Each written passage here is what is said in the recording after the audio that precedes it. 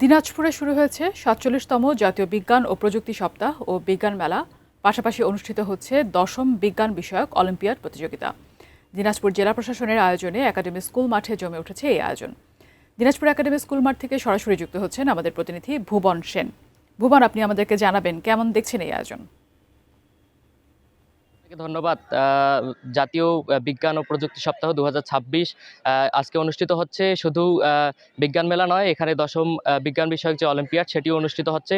একই সাথে এখন পর্যন্ত তার আনুষ্ঠানিকতা এখন পর্যন্ত শুরু হয়নি। ৯:৩০টার সময় দিনাজপুরের জেলা প্রশাসক রফিকুল ইসলাম তিনি এই মেলার উদ্বোধন করবেন। এই উদ্বোধনের পরপরই কিন্তু দিনাজপুরের যে বিভিন্ন শিক্ষা প্রতিষ্ঠান, কলেজ তারা কিন্তু তাদের অংশগ্রহণের সুযোগ পেয়েছে এবং তারা কিন্তু এই মেলার যে বিভিন্ন ধরনের স্টল, সেই স্টলে তাদের নিজ নিজ প্রদর্শনী তুলে ধরবেন। এই প্রদর্শনীর মাধ্যমে কিন্তু আগামীর যে বাংলাদেশ, উদ্ভাবনী বাংলাদেশ গঠনে সার্বিকভাবে সহযোগিতা করবে বলে তারা বলছেন আয়োজকরা।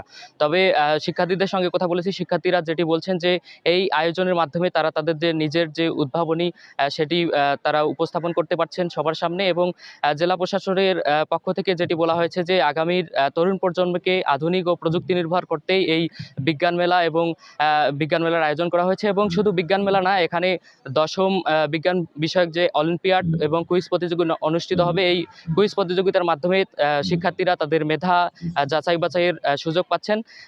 এখন পর্যন্ত এর আনুষ্ঠানিকতা শুরু হয়নি। সকাল ৯:৩০টার দিকে জেলা প্রশাসক এর উদ্বোধন করবেন। এর উদ্বোধনের মাঝে যে তার আনুষ্ঠানিকতা সেটি কিন্তু শুরু হবে। ফাইজা।